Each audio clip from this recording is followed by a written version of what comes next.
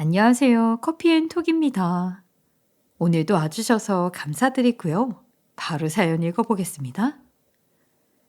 안녕하세요. 저는 얼마 전부터 인생의 모든 여한이 다 했다고 느끼고 있는 70살이 넘은 한 사람입니다. 요즘에는 70살도 청춘이라는 말을 많이 하는데 막상 제가 70을 넘어보니 그렇지도 않더군요. 70이 넘은 나이에 남편까지 먼저 보내고 나니 외롭기만 하고 사람들의 말처럼 인생을 즐기는 여유는 그리 많지 않았어요. 특히나 저는 슬아의 아들 하나만 두고 있었던 터라 하나뿐인 아들이 결혼을 하고 나니 인생이 더 허망하게 느껴지더군요. 평소에는 귀찮게만 느껴졌던 남편의 뒤치다꺼리, 아들의 뒤치다꺼리들이 오히려 나에게 당장 필요했던 것이었구나 느낄 정도였죠. 그렇다고 늙음하게 결혼한 아들의 인생에 제가 끼어들어서 망칠 순 없었기에 며느리에게 밉보이지 않으려 무척이나 노력했어요. 며느리가 혹여 내 행동에 불쾌한 감정이라도 느낄까 싶어서 아주 조심히 움직였고 아들에 대한 일을 하려고 하기 전에는 꼭 며느리에게 이야기해서 허락을 받았을 정도였죠. 늦게 본 며느리는 그만큼 사회에서 일해본 사람이었기에 싹싹했거든요. 놓치기 싫었어요. 하지만 단 하나, 며느리가 부담스럽다고 생각된 것은 바로 며느리의 칼 같은 셈이었어요. 며느리는 작은 일에도 칼같이 계산하고 잘라내기 일쑤였죠. 아들이 결혼한 지 1년이 넘어가던 무렵이었을 거예요. 그날은 갑자기 며느리가 저를 붙잡고 차 한 잔을 마시자고 권유하더군요. 갑작스러운 권유에 무슨 일인가 싶어서 저도 얼른 며느리가 마련한 자리에 앉았어요. 어머니, 여기 이 노트에 적힌 금액이 보이시나요? 이게 어떤 것들을 의미하는지 아시겠어요? 여기 한번 살펴보세요. 며느리는 갑자기 어디선가 노트를 가져오더니 제 앞에 펼치더군요. 노트에는 무슨 가계부를 적듯이 정리가 되어 있었죠. 이건 가계부를 적은 거니? 꼼꼼하게 잘 작성했구나. 요즘 애들은 이런 식으로 가계부를 꼼꼼히 적지 않잖아요? 그래서 이때까지의 지출 내역을 성실하게 작성한 노트를 보니 며느리가 대견하더군요. 하지만 그 마음도 그리 오래가지는 않았습니다. 예, 제가 가계부를 적으면서 정리한 내용들이에요. 제가 말한 부분은 가계부 전체가 아니라 여기 적힌 이 부분입니다. 어머니도 보시면 아시겠지만 1년 동안 제가 용돈으로 드린 금액들을 정리한 부분이에요. 여기 보시면 어머니께 드린 용돈은 연간 대략 1,700만 원 정도 되고요. 반면에 여기에 적힌 저희 친정 부모님께 드린 용돈은 연간 600만 원 정도예요. 며느리의 말은 제 마음을 철렁하게 만들었죠. 너무 현실적이고 칼 같은 계산을 제게 들이미는 며느리가 그 순간에는 야차보다도 무섭게 느껴졌어요. 이걸로 무슨 트집이라도 잡으려고 하는 건가 조마조마했죠. 제가 용돈의 많고 적고를 말씀드리려고 하는 게 아니에요. 친정 부모님은 사업도 하고 있으니까 그만큼 제가 용돈을 덜 챙겨드렸던 것이고 어머니는 따로 경제활동을 하는 부분이 없으니 그래도 넉넉하게 챙겨드린 거고요. 그냥 대략적인 금액 차이가 이 정도로 난다는 것만 알려드리고 싶었어요. 그래서 말이에요. 어머니, 혹시나 해서 묻는 건데 지금 받으시는 용돈이 부족하다거나 하진 않으신 거죠? 용돈이 부족하진 않느냐 묻는 며느리의 눈빛은 예사롭지 않았어요. 그래서 저도 모르게 고개를 끄덕이며 부족하지 않다고 했고요. 아휴, 어머니가 부족하지 않다고 하니까 다행이네요. 그럼 매년 용돈은 이 정도 선에서 챙겨드릴게요. 혹시나 더 필요하시면 말씀해 주시고요. 일부러 그이에게 달라고 하실 필요 없이 저에게 바로 이야기하면 챙겨드리겠습니다. 지금까지처럼 용돈을 챙겨준다는 며느리는 아들에게 따로 용돈을 요구하지 말라고 당부를 하더군요. 아들을 낳으면 같이 살더라도 다른 집 사람이 된다는 친구들의 말뜻이 이건가 했습니다. 전 며느리에게 도움이 되는 시어머니는 아니었으니까요. 반대로 사돈네는 큰 사업을 하고 있었고요. 내 처지가 그들과 비교되는 느낌에 큰 소리 치는 며느리에게 뭐라고 하지 못했죠. 제가 이렇게 행동하니 아들도 집에선 길을 못 펴고 사는 것 같더군요. 하루는 아들이 집에 과일을 사서 왔는데 어찌나 자기 부인 눈치를 보는지 앞에서 보고 있던 제가 다 미안할 정도였어요. 그렇다고 제가 일반적인 생활을 하지 못하는 정도로 모아둔 돈도 없는 것은 아니었어요. 집도 자가로 살고 있었고요. 하지만 지금은 사돈처럼 돈을 버는 활동을 하지는 않으니 상대적으로 눈치가 보이는 것은 어쩔 수 없는 일이었죠. 그래도 전 용돈만 날름 챙기는 못난 시모가 되기 싫어서 아들내외에게 뭐든 해주려고 했어요. 비싼 명품은 못 사주더라도 맛있는 반찬이며 며느리가 좋아하는 음식들을 매주 해가서 아들 집에 있는 냉장고를 풍족하게 채워주었죠. 반찬을 해가는 것도 제가 몰래 허락도 없이 집에 들어가는 것을 싫어했던 며느리 탓에 직접 냉장고에 넣어주지는 못했어요. 그래도 보통의 며느리라면 이렇게 음식을 해오는 시어머니에게 한번 대접이라도 하겠다며 나서겠지만 우리 집 며느리는 절대 한 번이라도 어머니 들어왔다 가시죠 라는 말을 내뱉지 않았습니다. 그것이 못내 섭섭했죠. 그날도 평소와 같이 아들 집에 반찬을 가져다 주러 가고 있었어요. 아들 부부는 아파트에 살고 있었기에 항상 문 앞에 둔 다음 벨을 누르고 갔었거든요. 혹시라도 안에 며느리가 있으면 얼른 냉장고에 넣으라고요. 그날도 똑같이 평소와 같이 벨을 누르고 엘리베이터를 기다리고 있었어요. 그런데 집 안에서 아들의 손이 아닌 크고 검은 손 하나가 나오더니 불쑥 그걸 들고 들어가는 거예요. 왜 아들 부부가 사는 집에서 남자 손이 나오지 싶어 아파트를 내려가 아들에게 급히 전화를 했죠. 아들 많이 바쁘지? 혹시 그 통화할 시간이 있어? 예, 짧게라면 통화 가능해요. 말씀하세요. 사실은 지금 아들 집에 반찬을 놔두러 갔었거든. 그런데 집안에서 웬 남자 손이 불쑥 튀어나와서 그걸 들고 들어가더라고. 너희가 사는 집에 너 말고 다른 남자가 어디 있겠어? 안 그러냐? 그래서 혹시나 집에 누가 있나 싶어서 확인차 전화했다.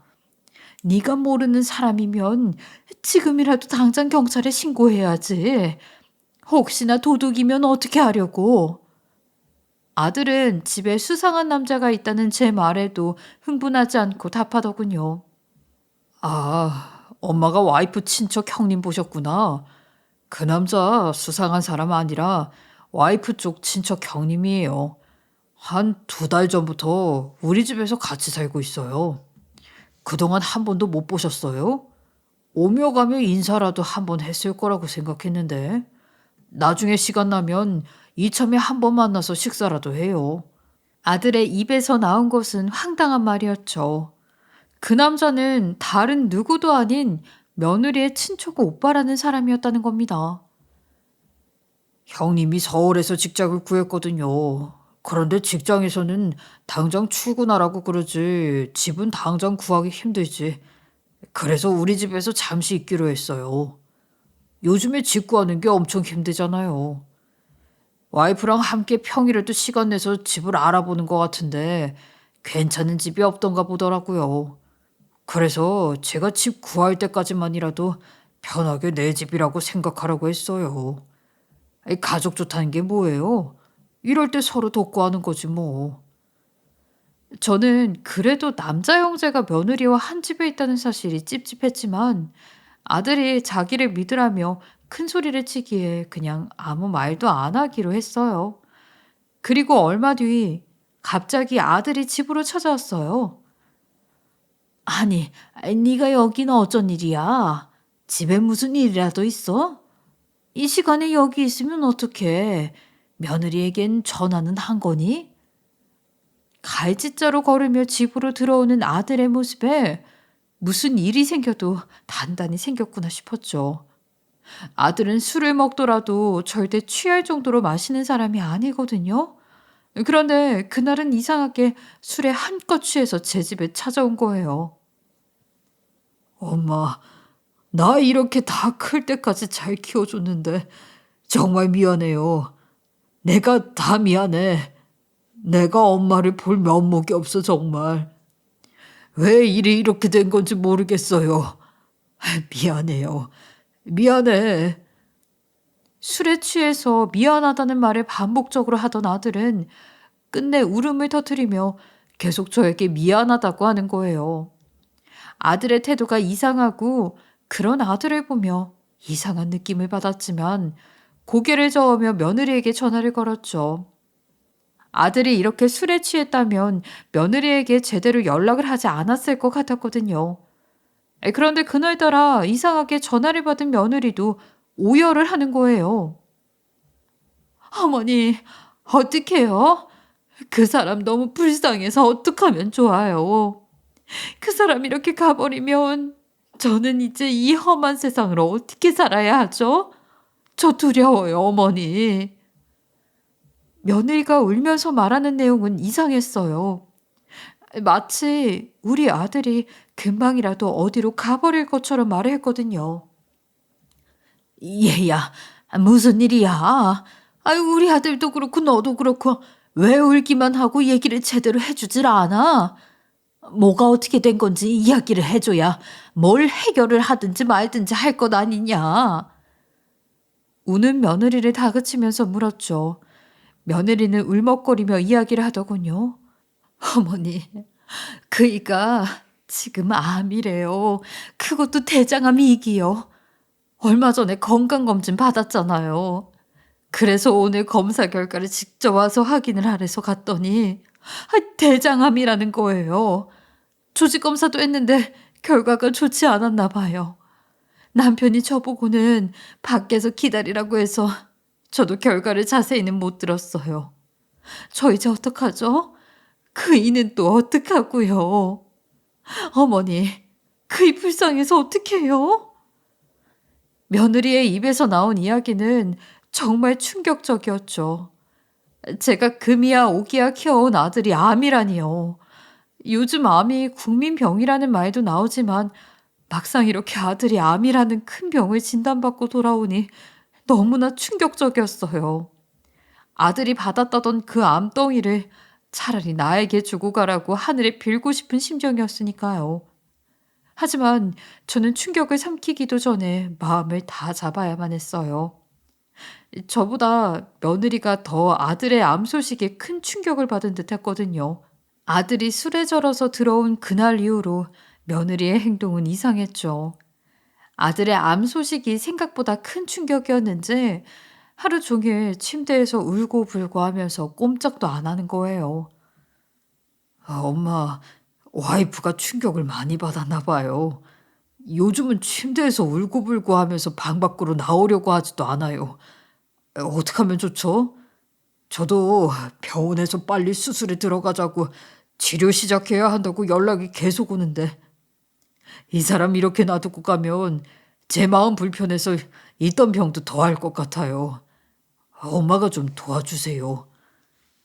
아들은 눈물을 꾹 참으면서 말하는지 젖은 목소리로 전화가 왔고 아들의 말에 이건 큰일이다 싶어 당장 아들네의 집으로 달려갔습니다. 예, 나왔다. 문 좀 열어보렴. 지금 네가 이렇게 방에만 박혀 있는다고 일이 해결되는 것은 아니야. 네 남편 좀 보렴. 그래도 지금 살기 위해서 저렇게 노력하는데 네가 이렇게 우울하게 있기만 해서 되겠니? 며느리가 있다는 방 밖에서 문을 두드리며 말했어요. 싫어요. 밖으로 나가면 저도 어떻게 될지 몰라요. 여기서 절대 나갈 수 없어요, 어머니. 저도 싫어요. 저도 싫다고요. 당신도 나가지 말고 나랑 같이 있어. 어? 난 무서워. 제발. 방 안에서 흐느끼는 소리가 들렸고 며느리는 정신이 혼란스러운지 말을 제대로 이어갈 수 없을 것 같았죠. 아들의 말을 들어보니 그날 이후로 우울 증세를 보이더니 문을 걸어 잠근 채 지내고 있다고 하더군요. 본인도 걱정되어서 들어가서 햇빛이라도 보자고 커튼을 열면 발작하면서 무섭다고 소리치기도 한다고요. 저는 며느리의 상태를 보고는 이대로 집에 아들을 두어서는 안 되겠다는 생각이 들었죠. 그래서 일단 며느리를 친정에 보내기로 마음먹었어요. 그런 제 말에 아들도 그러는 것이 좋겠다며 며느리의 짐을 꾸리는 것을 도와주었고, 그날 바로 사돈에게 전화해서 지금 어떻게 된 일인지 사정을 간단히 설명하고 며느리를 친정에 보냈어요. 전 그렇게 그날 이후로 며느리와는 생이별을 하게 되었죠. 며느리가 친정으로 간 이후에는 아들을 데리고 제 집으로 왔어요. 병든 아들을 혼자 둘 수는 없으니까요. 그리고 그날 그렇게 친정으로 간 며느리도 걱정이 되어 아들의 짐을 정리한 후에 목소리라도 듣자 싶어 며느리에게 전화를 했어요.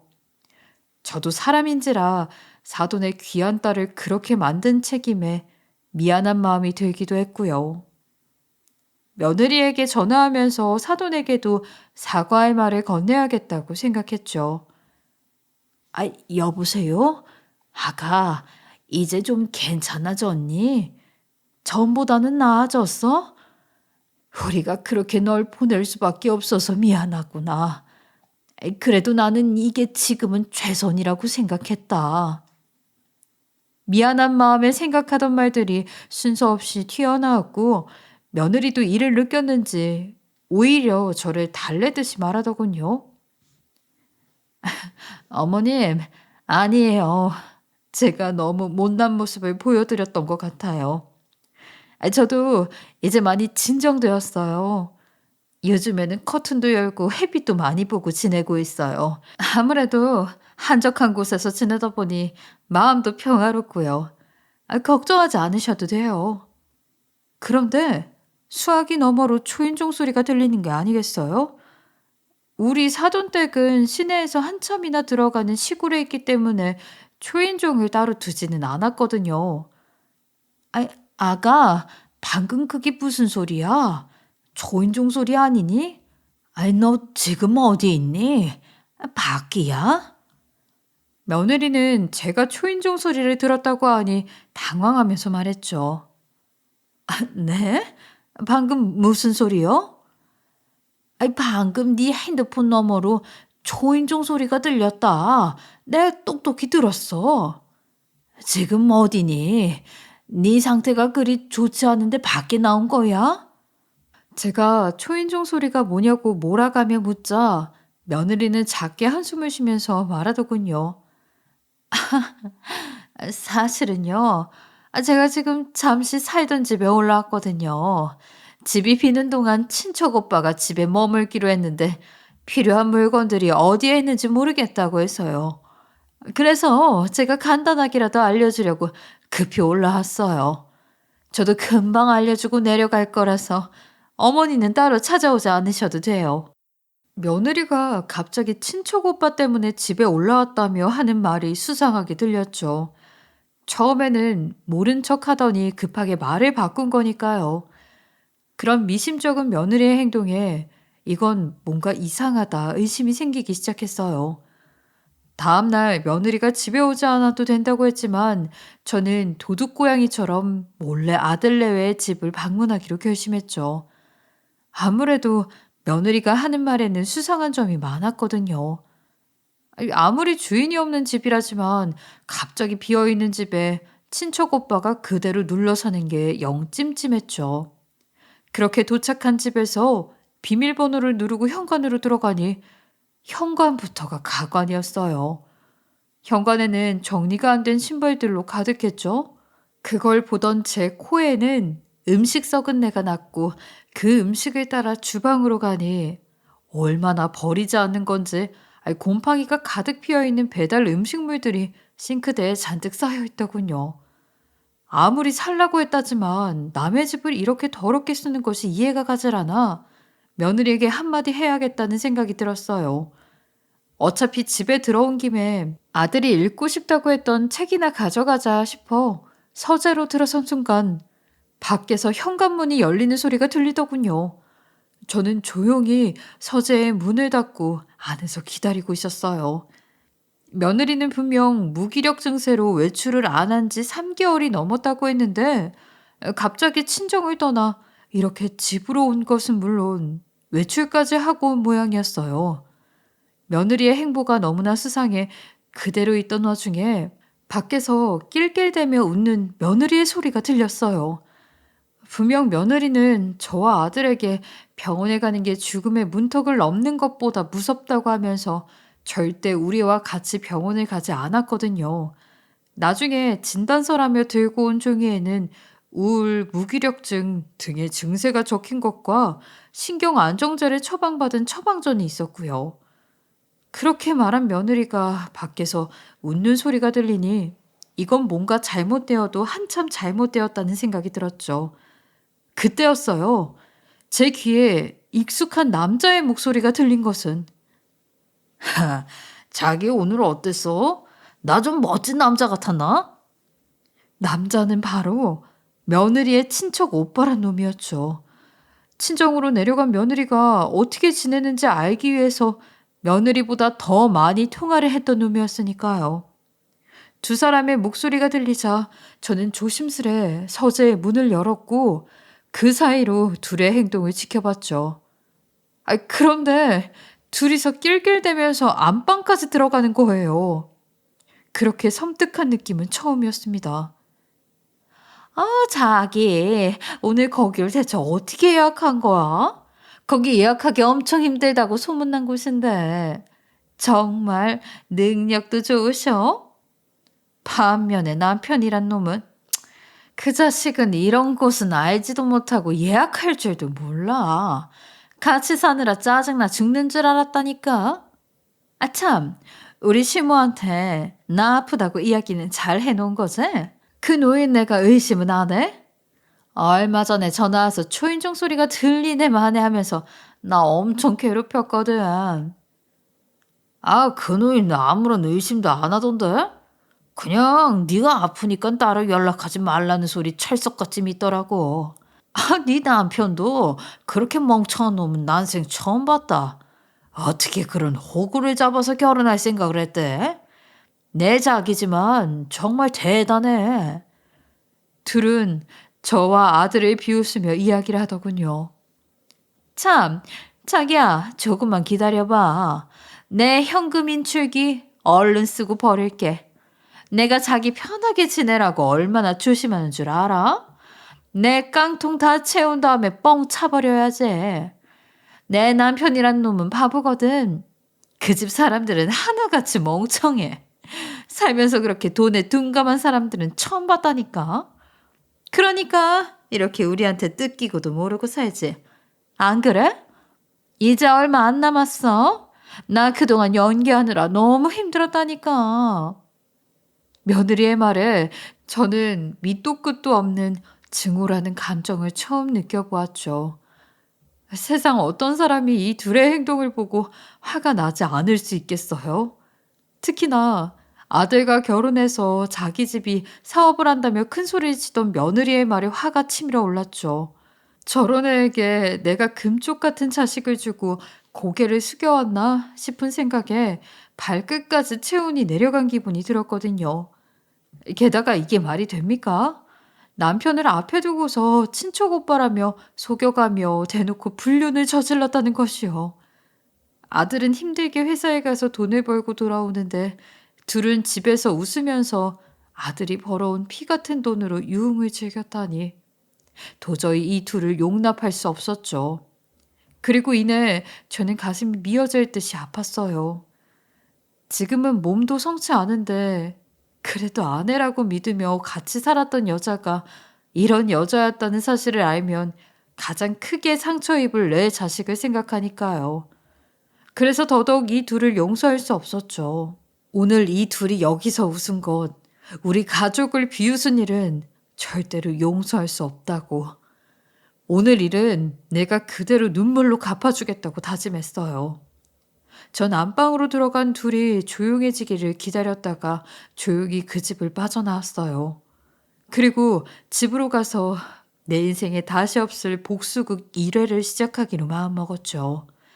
날이 밝자마자 간 곳은 남편의 지인이 있는 변호사 사무실이었어요. 남편은 살아생전에 여기에 있는 변호사와 거의 중마고우처럼 친했거든요. 그리고 항상 남편이 하던 말이 있었어요. 내가 죽거든, 집에 무슨 일이 생기거든, 다른 사람은 몰라도 이 사람만은 믿을만 해. 당신에게 아들에게 무슨 일이 생기지 않길 바라지만, 세상이 그렇게 쉽게 돌아가진 않겠지. 분명 살면서 어떤 작은 일이라도 생기기 마련이니까, 그러면 엄한 곳으로 가지 말고 여기 이 변호사 사무실로 와서 이 사람을 찾아. 이 사람이라면 분명 위기에 빠진 우리 가족을 구해줄 테니까. 당신 내 말 잘 기억하고 있어요? 평소에도 세 명이서 함께 식사를 하는 일이 종종 있기도 했고 남편이 신신당부했던 그 사람이니 믿을 수 있겠다 싶은 마음에 찾아왔죠. 전 변호사 사무실에서 이때까지 있던 며느리의 행보에 대해 설명했어요.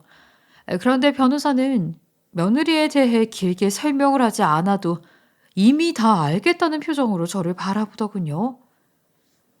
사모님, 이제 더 이상 마음 아프게 말하지 않아도 될 것 같습니다. 그 사람은 제가 보던 나쁜 사람들과 비슷한 유형인 것 같군요. 아들의 부인이라는 사람에겐 1번도 돈이요, 2번도 돈이에요. 그러니 우리도 똑같이 복수를 해주면 될 것 같습니다. 복수를 하고 싶다고 하셨죠? 그렇다면 상대가 가장 좋아하고 가치 있다고 생각하는 것을 뺏어오는 것이 정석이니까요. 사모님은 어떻게 생각하세요? 저에게 의견을 묻는 변호사에게 고개를 끄덕이며 복수하고 싶어요 라고 말했고 변호사는 이어서 말했죠. 그렇다면 지금은 참는 것이 우선이에요. 아무리 손가락질할 만큼 나쁜 사람이라도 증거가 없으면 어떻게 할 수 없거든요. 그러니까 일단은 전과 같이 행동하면서 증거를 모으세요. 며느리가 다른 사람과 결혼 생활 중에 만났다는 증거를요. 그리고 거기에 사용되는 돈이 어디서 나온 것인지도 알아보는 것이 좋을 것 같군요. 그러면 이때까지 사용했던 금액들도 다 청구할 수 있을 것 같거든요.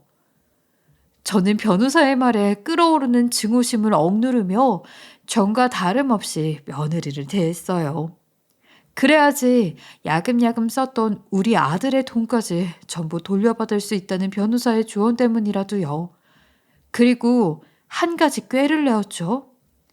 전 그간 쌓여있던 진료비의 영수증에 0을 몇 개씩 더 붙여보냈거든요. 사실 아들의 경제권은 며느리가 들고 있었기 때문에 며느리의 허락으로 돈을 사용해야만 했거든요. 이것도 사실은 부당한 것이 당연한 일이었죠. 하지만 믿었던 며느리에게 뒤통수를 맞았으니 이제는 복수할 시간이라 생각했어요. 거기에 더해 아파트 담보로 대출까지 받겠다는 거짓말도 했어요. 지금 집은 아들이 며느리의 명의로 구매한 곳이거든요. 따지고 보면 이것도 이상한 일이죠. 아파트를 구매한 돈은 전부 아들의 대출과 모아둔 돈이었거든요. 그런데 명의는 며느리의 앞으로 되어 있다는 거예요. 그래서 전 얼른 명의를 아들에게 이전해 두었죠. 나중에 소송으로 가더라도 유리할 수 있도록 말이에요. 그리고 수시로 며느리가 머무르는 집으로 찾아가 증거를 모았어요. 우선 며느리와 그 친척 오빠라는 사람이 팔짱을 끼거나 가벼운 스킨십을 하는 장면은 모조리 찍었을 정도였죠. 이렇게 대놓고 아파트를 아들의 명의로 돌려도 며느리는 어쩔 수 없었어요. 왜냐하면 자신은 우울증으로 외출을 못하겠다고 저에게 계속 어필했으니까요. 며느리는 자기 발목에 본인이 직접 족쇄를 단 셈이죠. 하지만 이대로는 안 되겠다 싶었는지 얼마 전부터 며느리가 이젠 상태가 꽤 좋다면서 움직일 태세를 하더군요. 어머니, 이제 저도 많이 좋아졌어요. 가볍게 근처 외출도 다니고 있고요. 해서 말인데요. 저번에 말했던 대출은 제가 가서 해도 될까요? 그이와 저는 부부기도 하고 재산은 원래 부부의 공동 자산이잖아요. 본인의 돈은 한 푼도 들어가지 않은 물건을 본인의 것이라고 하는 것이 가증스러웠죠. 저는 분노가 일었지만 참으며 며느리를 달랬어요. 그래? 아, 네가 그렇다면 말리지는 않겠다만 괜찮겠니? 우울 증세라는 것이 그렇게 쉽게 나아지는 병이 아니라고 들었거든. 아이, 내 주변 친구들도 나이가 있어서 그런지 다들 가볍게 우울증을 겪는 친구도 있고 말이다. 그런데 가능하겠어? 그러지 말고 내가 직접 너네 친정으로 찾아가마. 내가 가서 그 근처에서 하는 것이 너도 편하지 않겠어? 이럴 때는 몸이 조금이라도 성한 사람이 찾아가야지. 그럼 그렇게 알고 있겠다. 날짜는 너 편한 시간으로 하렴.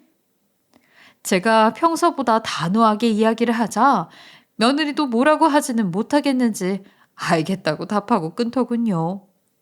그리고 얼마 지나지 않아서 날짜를 보내줬고요. 드디어 결전의 날이 온 겁니다.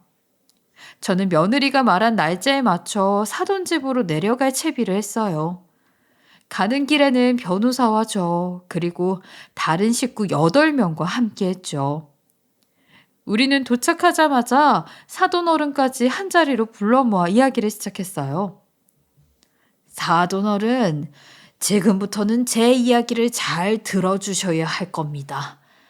안 그러면 이제 밖에서는 얼굴도 들고 다니지 못하실 테니까요. 벼랑 끝에 몰린 사람이 죽음을 두려워한답니까? 제가 바로 그 상태거든요. 전 지금 무서울 게 하나도 없어요. 거기 며느리, 너도 와라. 그리고 네 부모 앞에 무릎 꿇고 앉아. 네가 지금 네 부모님 사업, 인생 모두 싹 망친 거니까. 우리 아들과 나를 속이고도 네가 발을 뻗고 잘 살 줄 알았어? 천만의 말씀. 너도 앞으로는 네가 그 남자랑 낄낄대며 우리를 비웃던 날처럼 웃고 살 수 없을 거다. 저는 사돈과 사돈 어른을 앞에 두고 며느리를 무섭게 몰아세웠죠. 그리고 첫 번째 증거를 사돈 식구들 앞에 내밀었습니다. 여기 있는 이 종이가 무엇인지는 잘 아시겠죠? 당신 딸이라는 사람이 나와 아들에게 우울증 진단받았다며 보낸 종이입니다. 그런데 말이에요. 여기 보시면 가짜의 영수증을 고친 흔적도 있더군요. 제가 아무리 문외한이라고 하지만 전문가의 눈을 속일 수는 없죠. 저와 함께 온 변호사님이 이 영수증을 보더니 이상하다고 하더군요. 당신들도 알고 있었나요? 당신 딸이라는 게 이렇게 사기를 치고 다닌다는 걸. 사돈댁은 영수증이 가짜라는 증거를 눈앞에 들이밀자 며느리에게 눈을 돌리더군요. 믿을 수 없다는 듯이요. 예. 이게 어떻게 된 일이니? 당장 설명해. 어떻게 이런 짓을 알 수 있어? 사돈 어른의 큰 소리에 며느리도 꼼짝 않고 있었죠. 그리고 두 번째 증거인 영수증을 바닥에 뿌렸어요. 2달 이상의 자료를 모아온 것이기에 거기 있던 사람들은 아무도 말을 하지 않았죠. 거기다 여기 보세요. 사돈들도 아실 겁니다. 우리 아들이 아파서 집과 병원으로 오가는 생활을 하는 중이라는 걸요. 그런데 여기 보시면 숙박 비용으로 2인이 찍혀 있죠? 그리고 그날 이용한 마트 내역을 보면 참 이상하네요. 어떻게 남자와 여자 물품을 각각 구매했을까요? 며느리가 우리 아들과 함께 여행을 간 것도 아닌데 말이에요. 이게 어떻게 이해가 되시나요? 그리고 여기도 그렇습니다. 생활비로 생각보다 많은 비용이 지출되고 있어요. 배달 내역은 또 어떻고요? 왜 친척 오빠라는 사람이 혼자 보내는 곳에 항상 2인분 이상의 음식이 배달되고 있죠? 참으로 이상하지 않나요? 안 그러니 며느라가 이에 대해 설명할 것은 없니? 영수증을 비교하면서 설명하는 제 모습에 며느리는 몸을 부들부들 떨면서 바닥만 쳐다보고 있더군요. 저는 영수증에 적힌 내역을 꼼꼼히 비교 설명하면서 사돈의 앞에 보여줬어요. 사돈도 사업을 오래 한 사람이라 그런지 영수증 내역서를 보고는 며느리를 쳐다보더군요. 아이 너란 인간은 대체 어떻게 생겨먹은 인간이냐? 아이 아픈 남편을 두고 다른 남자와 바람을 피워? 아 이게 말이나 되는 일이야? 소리를 치던 사돈은 제 앞에 무릎을 꿇으며 빌더군요. 아이 사돈, 그래도 좋게 해결합시다. 아이, 우리 애가 아직 철이 없고 못난 놈이라 그런 거예요. 얘도 성인인데 이제 자기가 스스로 일을 해결해야 하지 않겠습니까? 이렇게 나오시면 저희도 어떻게 나갈지 모르겠습니다. 은근한 압박조로 말하는 사돈의 처세에 헛바람만 나오더군요. 저는 변호사와 눈을 마주치고는 이내 사돈에게 말했죠. 당신들 눈에는 지금 이 일이 제대로 된 일 같아 보이나 봐? 우리 아들은 암이라는 병에 걸려서 오늘 내일 하면서 병과 사투를 벌이고 있어. 그런데 당신이 낳은 딸이란 년이 하는 행보를 보라고. 내가 친정을 하게 생겼나? 그런데 뭐? 좋게 해결하자고? 당신들도 알지. 요즘 인터넷이 얼마나 무서운지. 대기업도 매스컴 한번 타면 얼마나 많은 손해를 보는지. 그런데 당신들 같은 피레미 같은 회사는 얼마나 더 큰 손해를 보게 될까? 내 당장 사업 적게 만들어줄까? 그리고 그동안 친척 오빠라는 사람과 며느리가 오붓하게 보내던 장면을 찍은 사진들을 그들 앞에 뿌렸어요. 처음에는 뭔가 싶어 하던 사돈도 그 사진을 보더니 말문이 막혔는지 그저 몸을 떨면서 가만히 있더군요. 어때요? 이제야 사태의 심각성은 알겠나요? 제가 그래도 신사적으로 해결하려고 좋게 해결하려고 이렇게 찾아왔는데 저한테 그렇게 말씀하시면 되겠어요? 안 그래요, 변호사님. 제가 변호사에게 바통을 넘기자 변호사도 자신의 차례가 왔다는 듯이 의자에 앉아서 법적인 절차를 이야기했죠. 변호사의 이야기를 듣던 사돈댁은 사색으로 변하더군요. 이내 고개를 푹 숙이며 제 손을 잡고 계속 용서를 빌었죠. 하지만 쉽게 용서할 순 없었어요. 저도 돈을 밝히는 사람이 되고 싶진 않지만 당신네들 잘난 딸이 그렇게 돈을 밝히니 어쩔 수 없네요. 이때까지 우리 아들이 준 돈, 그리고 우리 아들이 당신네 딸 입혀주고 먹여주고 재워준 돈, 우리 아들의 병원비 다 돌려주셔야겠습니다. 설마 안 된다고는 하지 않겠죠? 그렇다면 앞서 설명했던 것처럼 법적인 절차를 밟겠습니다. 그러면 하고 있는 사업이 어떻게 될지는 저도 모르겠군요. 제가 말을 마치자 변호사가 하더니 한마디를 덧붙였죠. 참, 사모님이 깜빡하신 말이 있는데 앞서 말한 금액과 더해서 당신들 딸이 저지른 불륜에 대한 정신적인 피해 보상도 내놓지 않으셨으면 합니다. 지금 사모님의 아들은 이 상황에 대해서 전혀 모르시고 계시거든요. 그리고 알리고 싶지도 않고요. 당신들도 아픈 사람 더 아프게 만들고 싶은 마음은 없겠죠? 변호사의 말에 저도 고개를 끄덕였죠. 변호사님 말도 맞네요. 우리가 이렇게 좋게 넘어가려고 하는데 이 정도면 많이 봐준 거 아니겠어요? 그러니까 우리가 원하는 피해 보상은 전부 해주셨으면 좋겠군요. 당신들이 딸을 잘못 키운 대가니 당연하다고 생각하시죠. 전 우리 아들을 배신한 며느리를 용서할 마음은 단 한 톨도 없으니까요. 저는 단호하게 말했어요. 아들이 병원에 있는 동안 며느리가 쓴 돈은 단돈 1원이라도 받을 작정으로 말이죠. 그리고 저와 함께 왔던 식구들을 안으로 불렀어요. 그리고 저 말고도 여기 이 사람들과도 이야기를 좀 해보셔야 할 것 같군요. 갑작스럽게 들어온 사람들은 바로 친척 오빠라던 그 남자의 식구들이었죠. 알고 보니 그 남자도 가정이 있는 유부남이더군요. 일이 어떻게 될지 눈앞에 선하게 보였지만 저는 모르는 척 문을 닫고 그 자리를 나왔어요. 이윽고 안에서는 무서운 비명소리가 들리더군요. 바로 며느리의 목소리였죠. 전 며느리가 비명을 지르든 말든 무시하고 그대로 집으로 돌아왔어요. 두 사람이 저지른 거짓과 불륜은 정말로 많은 피해자를 낳게 되었어요. 그날 이후로 며느리는 지금 친정집에서 한 발짝도 못 나가는 신세라고 하더군요. 뭐 저라도 그랬을 거예요. 사돈댁의 처지는 올바르다고 생각했죠.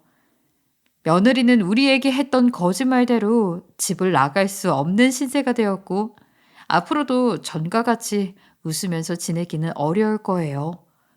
저만큼이나 화가 잔뜩 난 그 가족들을 피할 수 있는 방법은 없어 보였거든요. 이제와 생각하면 아들 부부에게 아이가 없던 것이 다행이라고 생각되네요. 우리는 다행히 아들 돈도 건강도 다치지 않고 잘 지킬 수 있었어요. 아들에게는 모든 진실을 말해줄 수 없었죠.